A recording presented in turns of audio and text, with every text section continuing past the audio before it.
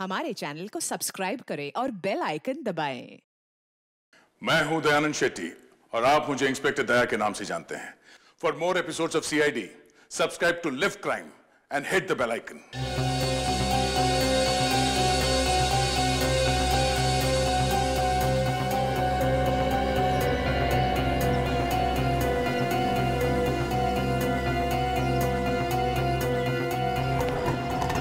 यार एक मिनट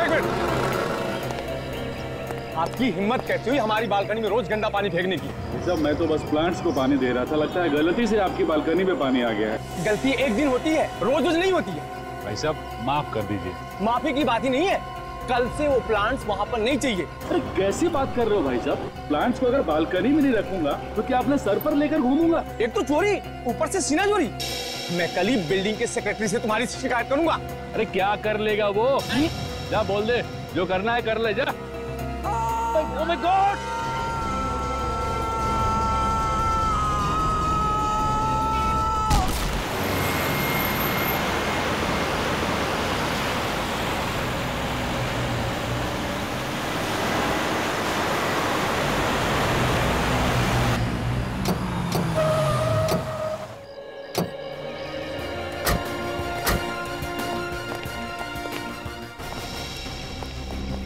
आप लोग सब पीछे हटिए, पीछे हटिए।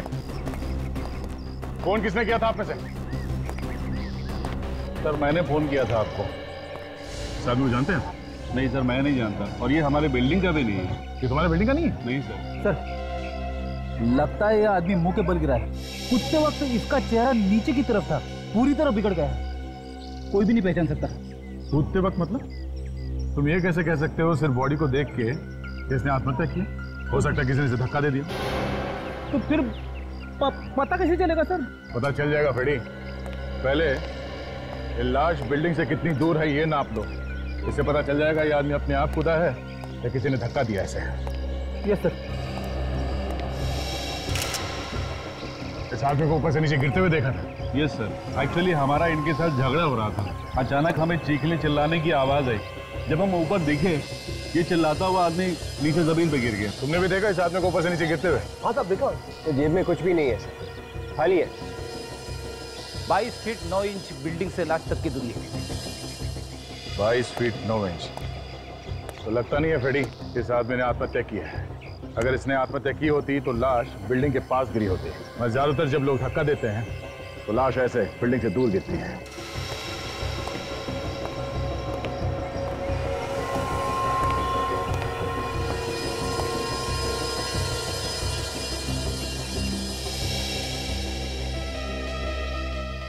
एक अजीब बात यह है कि आदमी बाहर से आके यहाँ इस बिल्डिंग में इसने आत्महत्या की थी।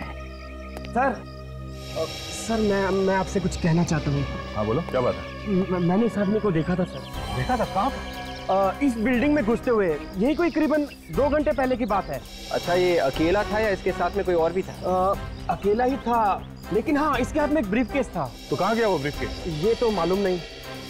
आप लोगों ने गिरते वक्त इसके हाथ में ब्रीफकेस देखा था? नहीं सर। आपने? नहीं सर कहीं ऐसा तो नहीं कि इसने वो ब्रीफकेस बिल्डिंग में ही कहीं छोड़ दिया हो? ये यहाँ पे आया था तो शायद किसी से मिलने आया हो, उसी को दे दिया हो।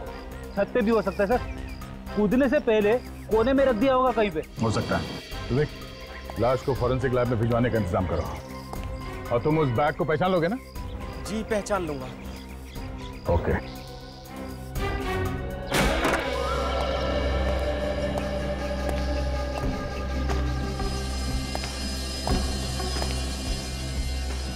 यहाँ पे तो ये ग्रिल लगा हुआ है।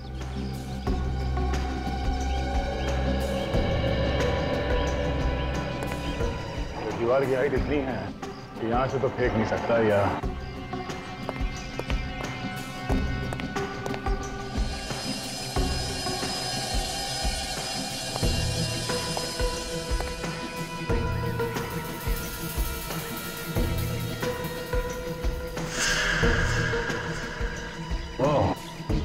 खून लगा हुआ है। शायद यहां से गया वो आदमी। इसका मतलब है वो आदमी अपने आप नहीं खुदा, ये आत्महत्या नहीं है, किसी ने खून किया ऐसा आदमी का। हाँ छत छान मारा। ब्रिस्केस कहीं भी नहीं है। फिर एक काम करो, एक ही डील डॉल के 2 डमी लेके आओ। 2 डमी?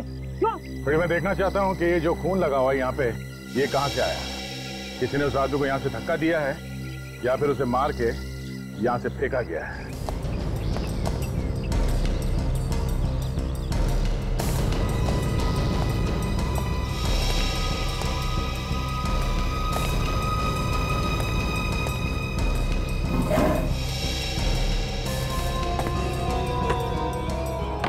क्या ये यही बैग था?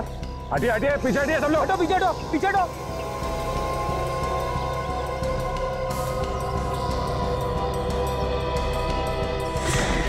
देखो फ्रेडी, अगर आदमी अपने आप कूदेगा तो ऐसे बिल्डिंग के पास ही गिरेगा। अब देखते हैं ये दूसरा डमी कहां तक जाता है। इसे जरा धक्का दे देते हैं।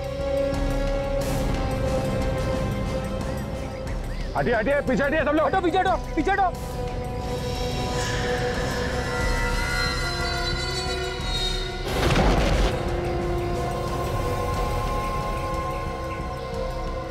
है ना फ्रेडी? ठीक उसी जगह पे ये गिरा है जहाँ पे वो लाश पड़ी थी। आप बिल्कुल सही हो सर। इस आदमी ने आत्महत्या नहीं की है, इसे किसी ने धक्का दिया है। अबे वो बैग मिल गया है सर, लेकिन टूटा हुआ है सर। इस ब्रीफकेस में जरूर कुछ ऐसा होगा जिसकी वजह से मरने वाले आदमी का झगड़ा हुआ किसी के साथ और उसने उसे धक्का दे दिया। सर कहीं ऐसा तो नहीं कि ब्रीफकेस में कुछ पैसे रखे हो? हाँ, हो सकते हैं, पैसे हो सकते हैं, कोई बड़े काम की चीज हो सकती है। सर, अगर उसे पैसे ले ही जाने थे तो ब्रीफकेस के साथ ले जाता, लेकिन उसने ऐसा नहीं किया। पैसे तो ले गया लेकिन ब्रीफकेस को तोड़ के फेंक दिया। उस आदमी का दिमाग तो खराब नहीं हुआ है ना सर? फ्रेडी, अगर वो ब्रीफकेस लेके बिल्डिंग से बाहर निकलता तो किसी न किसी को शक हो जाता, इसलिए उसने ब्रीफकेस में से सामान निकाला और फेंक दिया ब्रीफकेस। सर अबे कुछ दिख गया क्या? हाँ सर, ये देखिए, ये तो किसी ने अपने नाम का स्टिकर लगा रखा है। इस पे लिखा है USHAN, उशन। स्टिकर आधा है। सर इसमें तो कुछ गम जैसा लगा हुआ है। देखिए सर ये भी मिला। ये क्या हो सकता है? ये तो किसी मशीन का पार्ट लगता है। मतलब इस ब्रीफकेस में कोई मशीन रखी हुई थी? तो हो सकता है ये जो नाम लिखा हुआ है, ये ओशन, ये किसी कंपनी का नाम है और इन लेटर से हम कंपनी ढूंढ सकते हैं। हाँ सर, अब हाँ, हम अभी उसी के बारे में बात कर रहे थे सर। हाँ, ओह ठीक है सर, जैसे कुछ पता चलता है हम आपको बता देंगे। ओके सर, या ठीक है। इसी साहब का फोन था दिल्ली से, MMS वाले खूनी के बारे में पूछ रहे थे, कुछ पता चला है या नहीं? इस MMS वाले खूनी ने तो बवाल मचा रखा है हर जगह। इसी साहब बता रहे थे कि दिल्ली में भी इस खूनी ने एक म्यूजिक डायरेक्टर का खून कर दिया है। माय गॉड, पहले एक्टर, फिर सिंगर, अब ये म्यूजिक डायरेक्टर।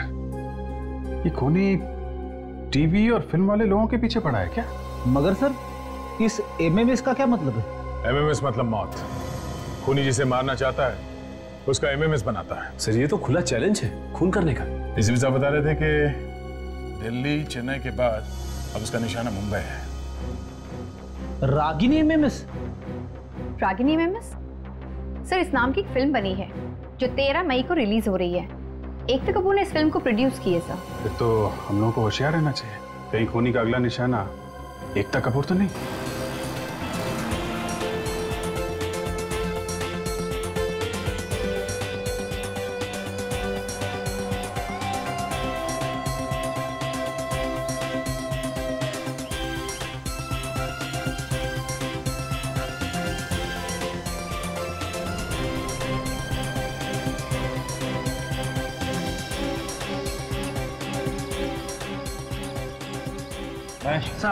चारों तरफ एक बार फिर से चेक करो। इतनी बड़ी प्रोड्यूसर आ रही, कहीं कोई कमी नहीं होनी चाहिए। सर मैंने अपनी तरफ से 3 बार चेक कर लिया है, सब कुछ ठीक है, लेकिन फिर भी मैं एक बार देख लेता हूँ। नहीं सर, अभी तक तो नहीं आई है।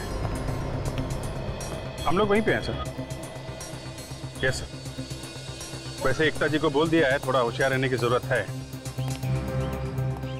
जी सर। Yes sir. ओके, मैं फोन कर दूंगा सर। Okay sir.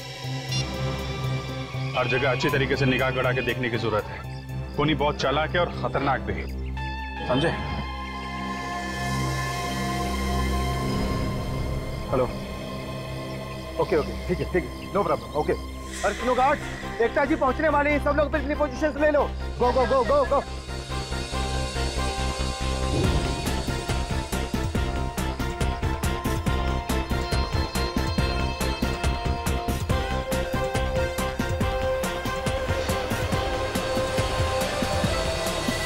एकता जी के साथ साथ भीड़ पे भी नजर रखो, हैं? अगर कुछ भी गड़बड़ लगे तो उनको एक तरफ ले लेना। ओके?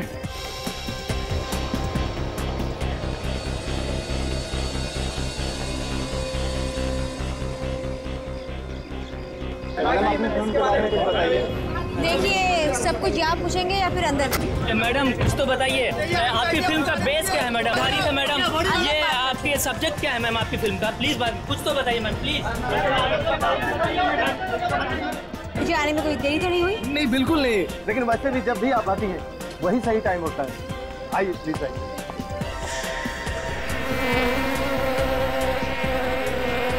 क्या बात है मैम, कोई परेशानी? नहीं।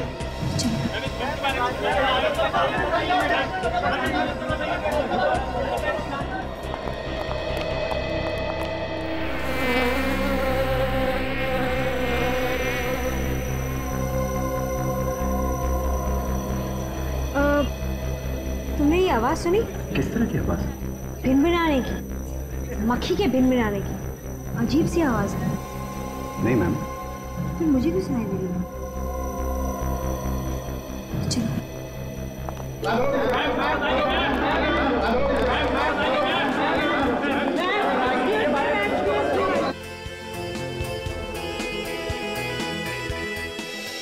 Ladies and gentleman, welcome to our show. मैं रागिनी, आप सबकी होस्ट। दोस्तों, आज का शो बहुत ही स्पेशल है आपके लिए और हमारे लिए भी, क्योंकि आज हम सबके बीच है टेलीविजन दुनिया की जानी मानी प्रोड्यूसर, जिनका नाम बच्चों से लेकर बूढ़ों तक की जुबान पर छपा हुआ है। So please welcome miss Ekta Kapoor.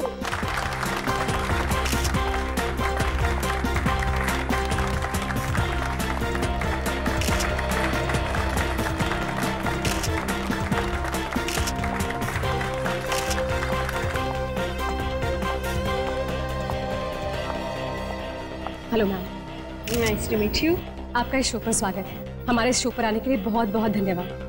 आपने मुझे बुलाया, इस बात का बहुत बहुत धन्यवाद।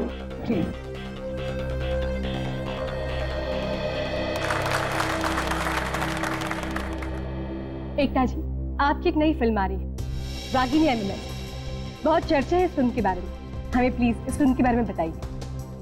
इत्तेफाक की बात तो देखिए, आपका नाम भी रागिनी और फिल्म का नाम भी रागिनी एमएमएस। भगवान करे इससे ज्यादा कोई इत्तेफाक ना निकले।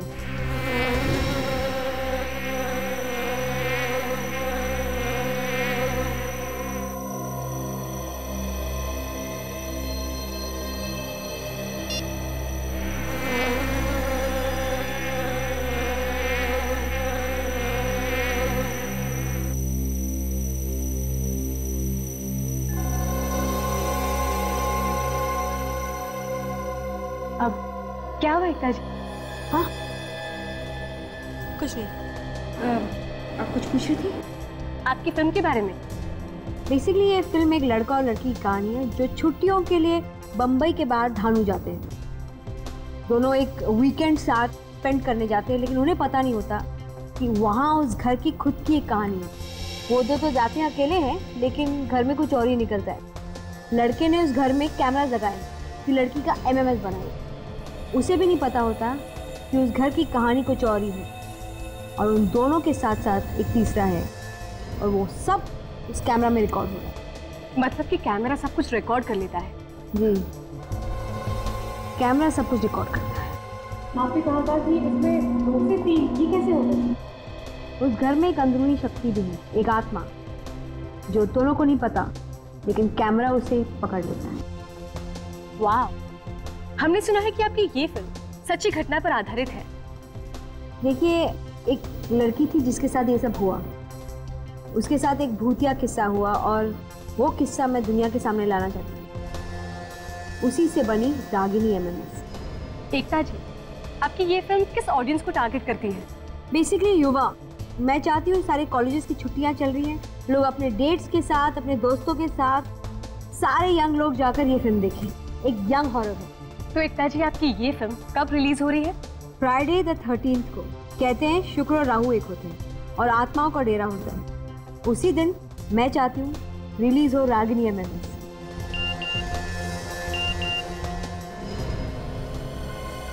रागिनी MMS। कहते हैं शुक्र और राहु एक होते हैं।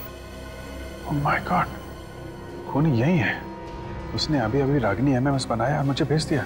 बेस्ट ऑफ लक आपको आपकी इस फिल्म के लिए। Thank you so much. जो फुटेज है इस तरफ से रिकॉर्डिंग की गई है, इसका मतलब खूनी स्टेज के उस एरिया में होगा। आपको ढेर सारी शुभकामनाएं। Thank you so much. भगवान करे आपकी ये फिल्म सभी जगह पर धमाल मचा दे। Ragini, are you okay?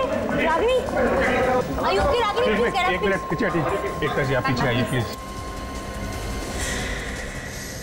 Sir, इसके गले में खरोंच है। खरोंच है? भीड़ का फायदा उठा के खूनी ने काम कर दिया है। सचिन, सारे दरवाजे बंद कराओ, किसी को बाहर मत जाने दो।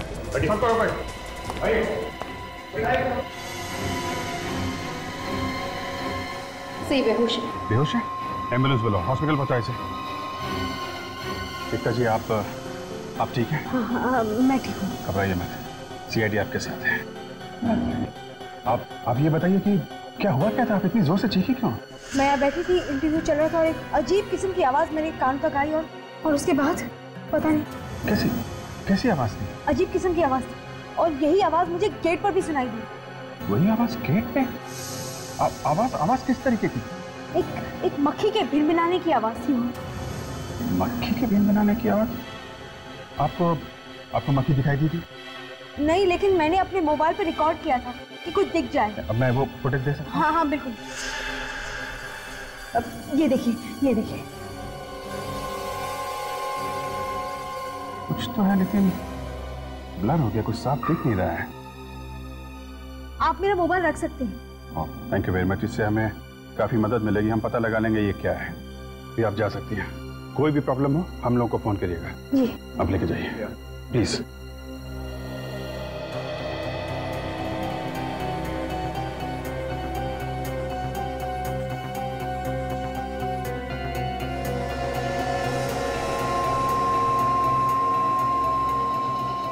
देखो भाई, सब लोग कान खोल के सुन लो। जब तक हमें हमला करने वाले के बारे में पता नहीं चल जाता, कोई भी कहीं नहीं जाएगा, सब यहीं रहेंगे। लेकिन सर, हमने थोड़ी हमला किया है। क्या पता किसने किया? सर, हम कह रहे हैं ना सर। अच्छा, तुमने कहा और हम लोगों ने मान लिया? हाँ? देखिए, आप लोगों के पास जो भी मोबाइल्स या छोटे से छोटे कैमरास हैं, हमें दीजिए। हमें उसे चेक करना होगा। अभी पता चल जाएगा कि हमला किया किसने। लाइए लाइए।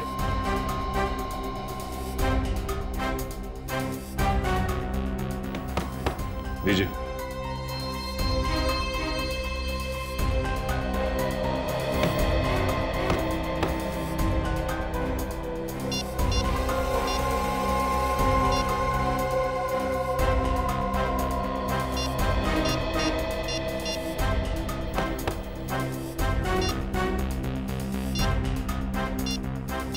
सर, इन मोबाइल्स में तो कोई भी ऐसी फुटेज या वीडियो नहीं है जो इस MMS से मिलती जुलती है।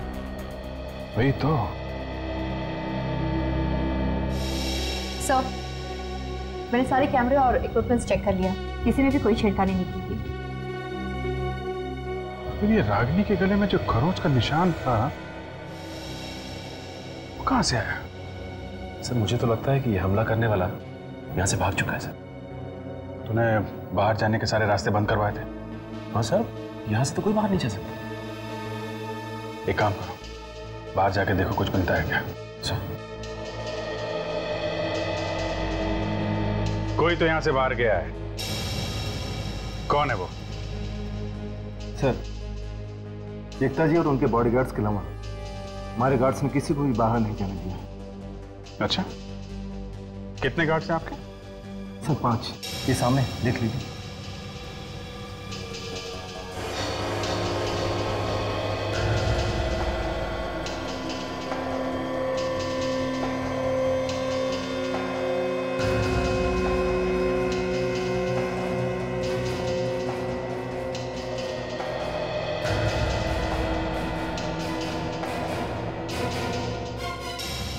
नहीं, 5 गार्ड से ज्यादा गार्ड्स देखे मैंने यहाँ पे। आपके यहाँ पे ये जो शूटिंग चल रही थी ना, उसकी फुटेज दिखाइए हमें। जी सर।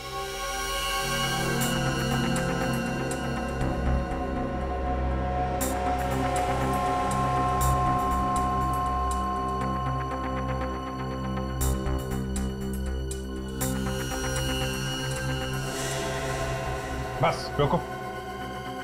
ये क्या है? ये 5 नहीं, 6 गार्ड हैं। लेकिन सर, ये एक गार्ड कहां से आया? ये तो तुम ही बताओ, कहां से आया? सर मैं सच कह रहा हूं, मुझे कुछ नहीं पता कि एक गार्ड कहां से आए।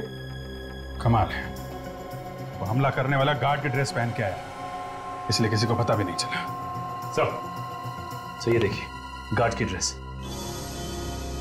ये बाहर डस्टबिन में पड़े हुए थे। सर जैसा हमने सोचा था बिल्कुल वैसा ही हुआ है। हमला करने वाले ने गार्ड के कपड़ों का इस्तेमाल किया है। पर सर एक बात समझ में नहीं आई कि ये गार्ड के कपड़े उस हमला करने वाले के पास कहां से आए? सब पता चल जाएगा सचिन। ये कपड़े हमारे हाथ लग गए हैं ना, ये कपड़े ही हमें उस तक पहुंचाएंगे। हाँ सारों के साथ। क्या आप नहीं कर सकते? सर इस लाश का चेहरा इतना खराब हो चुका है कि दोबारा बनाना मुश्किल है। हाँ तारिका, इसका चेहरा दोबारा बनेगा कैसे? ये देखो, इसके चेहरे की हड्डियां तो पूरी तरह से टूट गई। कोई ढांचा तो होना चाहिए ना चेहरे पर। क्या हुआ सारुंके साहब? क्या कुछ दिख रहा है एक्सरे में? बस एक्सरे में सिर्फ मायूसी मायूसी दिखाई दे रही है। मतलब चेहरा नहीं बन सकता? नामुमकिन। अरे कुछ तो गुंजाइश होगी। अरे यार गुंजाइश होती तो बना देता ना। चलिए चेहरा नहीं बन सकता ना सही, कम से कम आप इतना तो बता सकते हैं कि मौत हुई कैसे, गिरने से या कोई और वजह है? सर हमें इसके हाथ पे कुछ खरोचों के निशान मिले, ये देखिए। खरोच के निशान? मतलब मरने से पहले इसके किसी के साथ हाथापाई हुई है? इसने अपने आप को बचाने की कोशिश की होगी और उसी में ये निशान लग गए होंगे। बिल्कुल बॉस, यही हुआ। और उसी हाथापाई के दौरान खूनी ने इसे धक्का दे दिया। रागिनी के बारे में कुछ पता चला सर? उसकी किस्मत अच्छी थी कि वो बच गई, वरना मारने वाले ने तो कोई कसर नहीं छोड़ी थी। रागिनी के गले पे भी खरोच का निशान है, लेकिन ये खास बात है, तो खरोच में हॉस्पिटल वालों को जहर भी मिला है। जहर मिला? मगर ये जहर आया कहां से? हम लोग तो वहीं पे थे।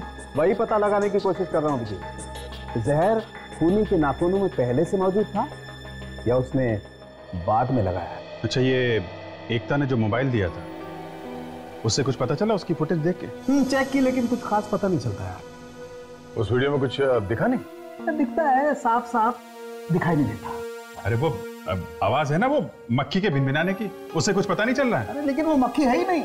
हा? ये लो शुरू हो गए। अभी बोलने भिनभिनाने की आवाज है, अब बोलने मक्खी ही नहीं है। भाई वो जो मक्खी है वो असली मक्खी नहीं है, नकली मक्खी। और वो जो आवाज है वो इसलिए है कि उसके पंखों के नीचे एक छोटी सी मोटर लगी हुई। तो मोटर की आवाज है? बिल्कुल। मोटर ढूंढनी पड़ेगी। अब ढूंढनी पड़ेगी, तभी पता लगेगा कि रागिनी पर हमला कैसे हुआ। तो जो कंपनी से छोटे छोटे मोटर्स बनाते हैं उनके बारे में पता करते हैं? हाँ पता करो। और एक खास बात, इतनी छोटी सी मोटर बनाना हर एक के बस की बात नहीं। ये नकली मक्खी इतनी तेजी से उड़ रही थी कि कैमरा भी नहीं पकड़ पाया इसे।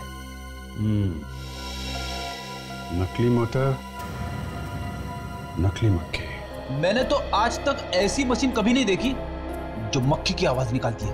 बड़ी मार्केट में नई नई टेक्निक्स आ गई। ऐसे ऐसे मोटर्स बनते हैं मार्केट में जो अलग अलग तरह की आवाज करते हैं। आप कुछ पता चला उन कंपनीज के बारे में जो मोटर बनाती है? हाँ सर, ये 5 नाम है sir. Toys today, MK company, super toys, Kulbhushan and sons and magic carpet toys. एक मिनट जरा फिर से पढ़ना। ये toys today, MK company, super toys, Kulbhushan and sons magic carpet toys. Kulbhushan and sons के आखिरी 5 अक्षर वही हैं जो उस ब्रीफकेस के अंदर लिखा हुआ था, भूषण। कुलभूषण। मतलब एकता कपूर ने जो मोटर की आवाज सुनी थी वो इसी कंपनी का था, और वो जो टूटा हुआ ब्रीफकेस हमें लाश के पास से मिला था वो भी इसी कंपनी का। क्या ये दोनों केसेस एक दूसरे से जुड़े हुए हैं?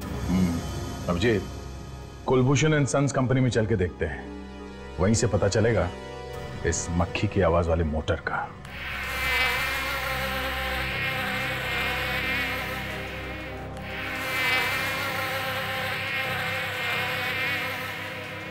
सर, इस तरह की आवाज हमारे किसी भी खिलौने में नहीं आती।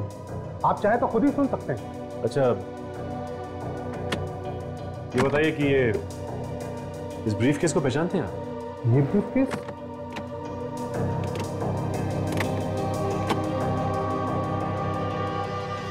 हाँ, ये तो हमारे डैडी का ब्रीफकेस है। जब ये कंपनी शुरू की थी तब उन्होंने ये खरीदा था। आपके पास ये कहाँ से आया? ये एक लाश के पास से मिला है हमें। किसकी लाश?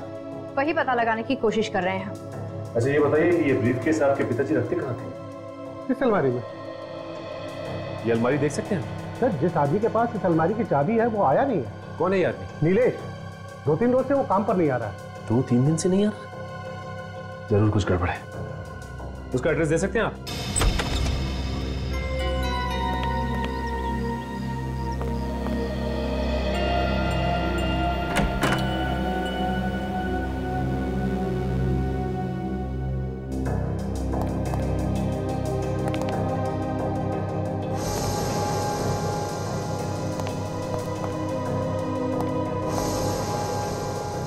मेरी घर के अंदर है तो है कहां पे?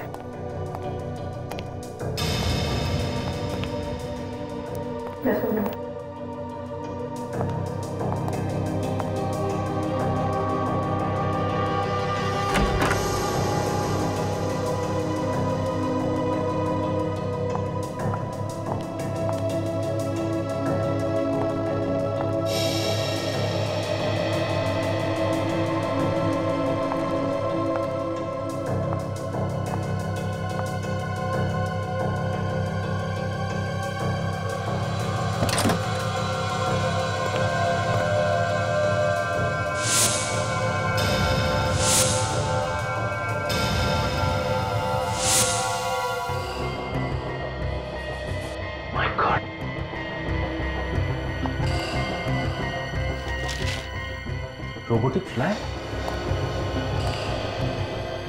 इसका मतलब यहाँ पे ये सब बनता है? नहीं काजल, सब कुछ नहीं, सिर्फ ये उड़ने वाली मक्खी, इसी से खून किया जाता है। इस जहरीले पिन से खून किया जा रहा था, क्योंकि इससे आसानी से काम भी हो जाएगा और किसी को पता भी नहीं चलेगा। इसका मतलब एकता कपूर को इसी रोबोटिक मक्खी की आवाज सुनाई दी थी। हाँ काजल, और तो और उन 3 सेलिब्रिटीज का खून भी इसी से किया गया है। पर इसे चलाते कैसे होंगे? काजल, कुछ ना कुछ तो होना चाहिए। ये देखो, यही है उसका रिमोट। मतलब उन्हीं नीलेश है? हाँ काजल, सारे सबूत तो नीलेश की तरफ इशारा कर रहे हैं। वो ब्रीफकेस भी वही लाया और मोटर बनाने की कंपनी में भी काम करता था। और अब ये जहरीली मक्खी। काजल, एक काम करो, आस पड़ोस के लोगों से पूछो नीलेश के बारे में कुछ पता चलता है क्या?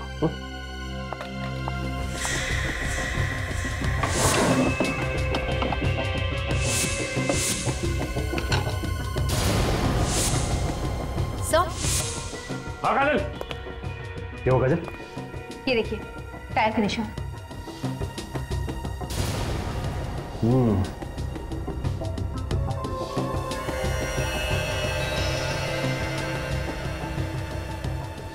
ये इसका मतलब यहाँ पे गाड़ी खड़ी हुई थी और ये देखो इंजन ऑयल भी गिरा हुआ है। मतलब नीलेश के पास गाड़ी है और शायद गाड़ी से कुछ पता चल जाए।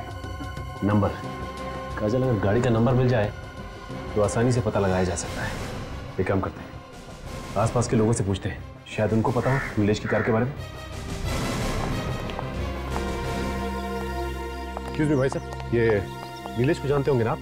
जी हाँ, मैं जानता हूँ, पड़ोस में रहता है। आप लोग? हम लोग सीआईडी से। ओह, सीआईडी।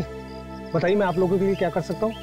आपको नीलेश की गाड़ी का नंबर याद है क्या? गाड़ी का नंबर तो मालूम नहीं, लेकिन उसके पास सिल्वर रंग की गाड़ी है। गाड़ी के बारे में आप कुछ और बता सकते हैं क्या? वो कुछ दिन पहले अपनी गाड़ी को मैकेनिक के पास ले जा रहा था, कह रहा था चूहे ने उसकी वायर काट दी। कहाँ है वो गैराज? अरे भाई साहब, यहाँ पे कोई बॉस, कोई मालिक वालिक है या फिर ऐसे ही चल रहा है काम? क्या बात कर रहे हैं भाई साहब, है ना? वो देखो वो खड़े, जाइए। सब ठीक है और बढ़िया। चल ठीक है, रखता हूँ। चल बाय बाय। कहिए भाई साहब, कुछ काम था? अच्छा, गाड़ी खराब हो गई। कहाँ है आप लोगों की गाड़ी? गाड़ी यहाँ पे आई थी नीलेश?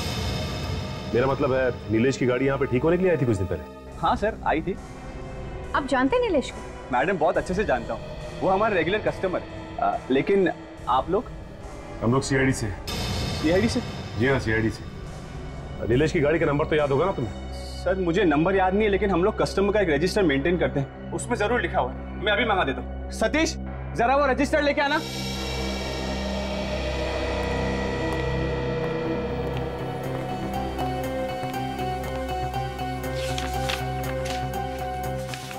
हाँ सर, नंबर है MS02 LA3872। वैसे आखिरी बार आपने कब देखा था उसे? मैडम, कुछ 4 दिन पहले। बेचारा बहुत परेशान था। मैंने उससे पूछा कि परेशानी का कारण क्या है, लेकिन उसने मुझे नहीं बताया। परेशान था वो? हाँ सर, फोन पे कुछ बात कर रहा था सर। क्या बात कर रहा था फोन पे? सर कुछ झगड़े की बातें कर रहा था सर। फोन पे झगड़ा हो रहा था? अगर झगड़ा हो रहा था तो तुमने सुना होगा ना, क्या बोल रहा था फोन पे? कह रहा था कि उसका झगड़ा हो गया बांद्रा के किसी इटालियन रेस्टोरेंट में सर, जिसका उद्घाटन बुधवार को हुआ था। थैंक्स। काजल, एक काम करते हैं, बांद्रा के इस इटालियन रेस्टोरेंट में पता करते हैं कि नीलेश का झगड़ा किसके साथ हुआ था।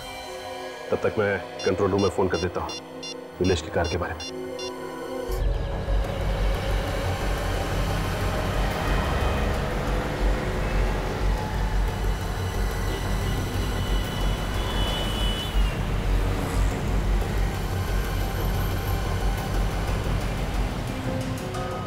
सर, कंट्रोल रूम से पता चला है कि नीलेश की गाड़ी यहाँ पर खड़ी है।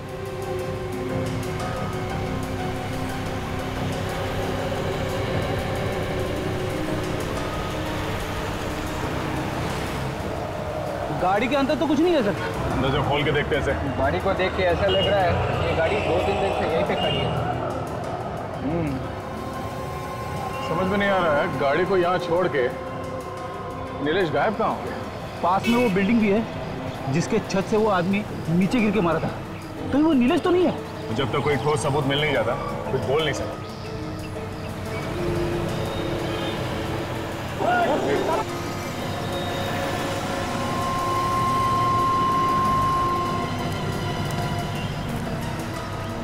आप ये भी ड्यूटी करते हैं हमेशा?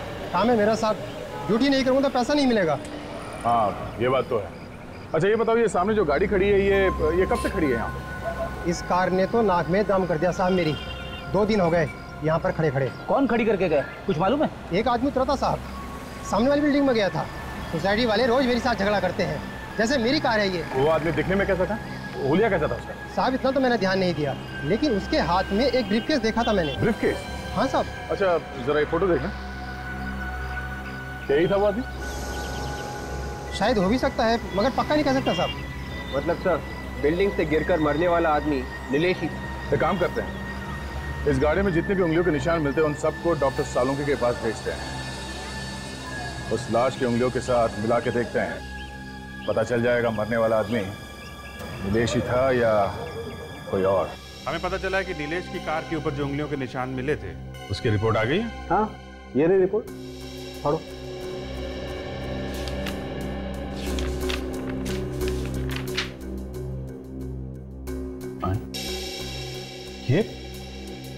ये कैसे हो सकता है? अब इसमें मैं तो कुछ नहीं कर सकता अभिजीत, रिपोर्ट तुम्हारे सामने।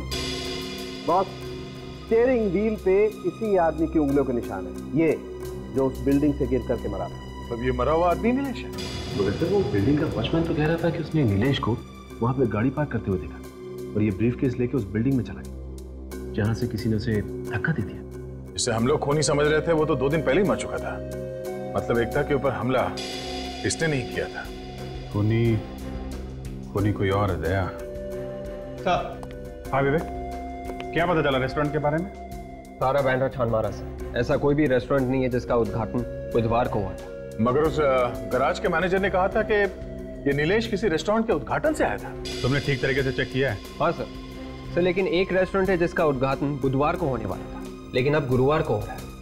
वहां पे तुमने पूछा किसी ने पहचाना इस नीलेश को? नहीं सर, सब लोग ने मना कर दिया। वो नीलेश नाम के किसी भी आदमी को नहीं जानते। तो ये गैरेज का मैनेजर रघु ये हमसे झूठ बोल रहा है, कुछ छुपा रहा है। इसका मुंह खुलवाना पड़ेगा।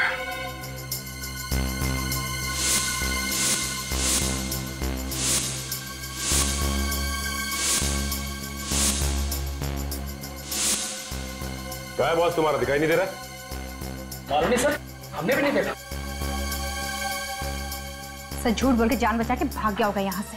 भाग कर जाएगा कहाँ? हाथ में तो आएगा ही।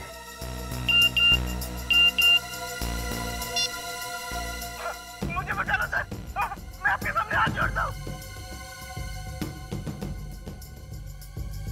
ये मेरा पार्टनर है समीर, सभी खूनों में इसका भी हाथ है। अब डर रहा ये तो रघु है, इस गैराज का मैनेजर। ठीक 15 मिनट बाद ये भगवान को प्यारा हो जाएगा। ओह माय गॉड, ये तो समीर भी खूनी से मिला हुआ है। हाँ सर, वो किसी को कुछ बता ना दे, इसलिए खून इसकी जान लेना चाहता है। मतलब इसने समीर को किडनैप किया हुआ है। सर हमारे पास बहुत कम वक्त है, हमें जल्द से जल्द यहाँ पहुँचना होगा, वरना ये रघु समीर का खून कर देगा। हाँ काजल, मैं अभी जी सर को फोन लगाता हूँ और ये एमएमएस भी भेज देता हूँ उनको। Hello sir.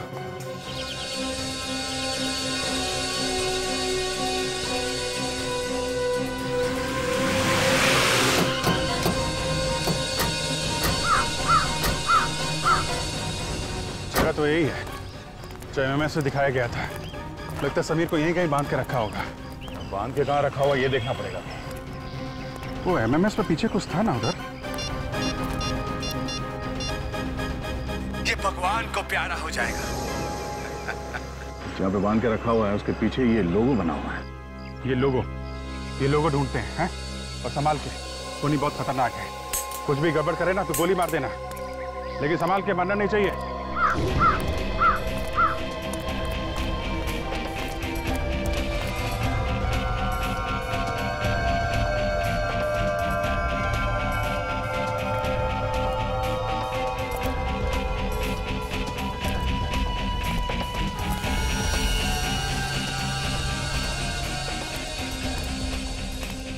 एमएमएस भेजे हुए 12 मिनट हो चुके हैं। हमारे साथ सिर्फ 3 मिनट बचे उसे बचाने के लिए। तो वो खून ऐसे कर क्यों रहा है? मरते हुए लोग कौन कैसे तड़पता है ये देखने की आदत हो गई उसे अच्छा लगता है। कोई मेनिया कही है। काफी पुरानी मिल लग रही है सर। हाँ, तभी तो जंग लगी मशीनें पड़ी हैं।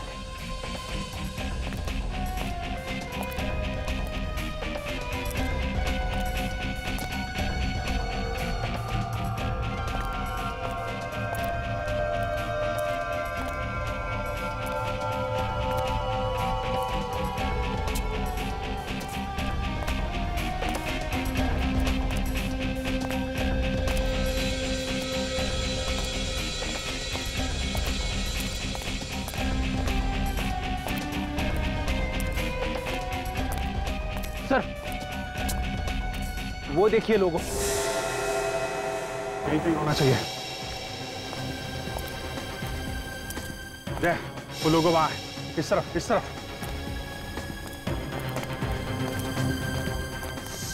ये रहा। मुझे बचा लो सर, मुझे बचा लो सर, सर मैं हाथ जोड़ता हूँ सर, मुझे बचा लो सर। अच्छा, जब अपने जान पे बनाई है तो रो रहा है। दूसरों की जान लेते समय नहीं सोचा था तूने? नहीं सर, मैंने किसी की जान नहीं ली सर। यार ये तो मानने को ही तैयार नहीं। क्या करें? छोड़ देते हैं इसे यहीं पे लटकने दो। चलो। अरे कहाँ जा रहे हैं सर, कहाँ जा रहे हैं? मैं अपने सारे गुनाह को भूलने के लिए तैयार हूँ सर। ठीक है, मुझे बचा लीजिए सर, मुझे कुछ करो यार। चुप।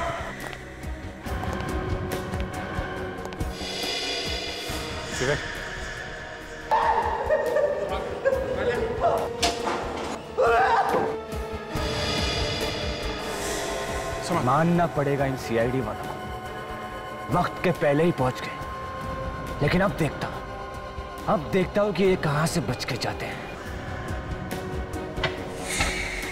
Thank you so much sir, आप लोगों ने मेरी जान बचा ली। बस ड्रामा बंद कर।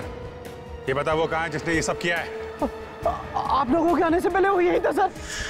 यही था? रेडी, पकड़ के रखे सर।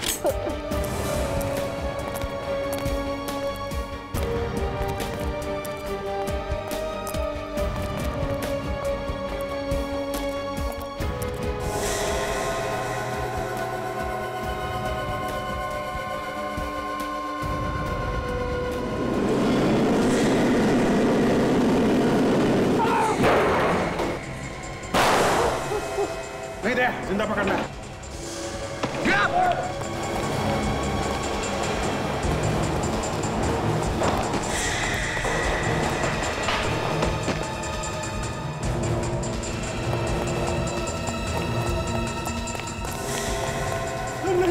मुझे छोड़ दीजिए, मुझे छोड़ दीजिए। बिना जवाब दिए कहाँ भाग रहा है?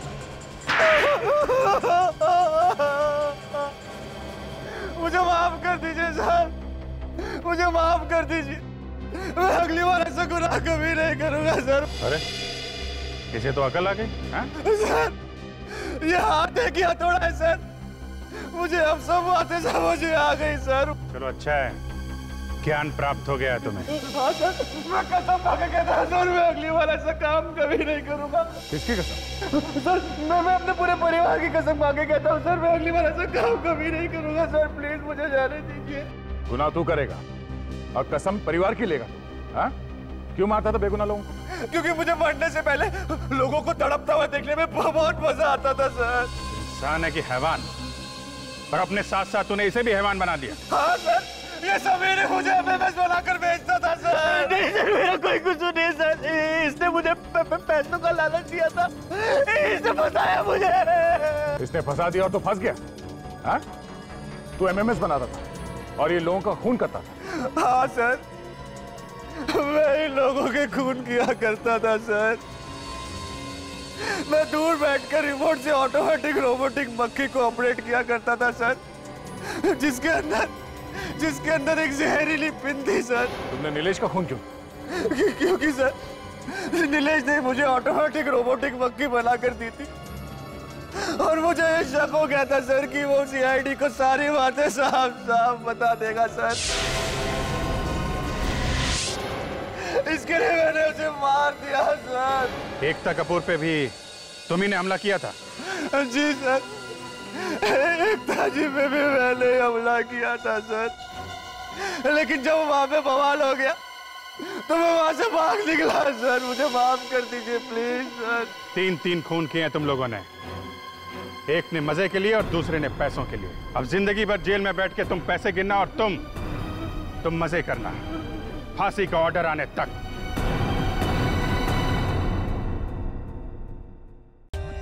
For more updates, subscribe to our channel, click the show links and enjoy watching the videos.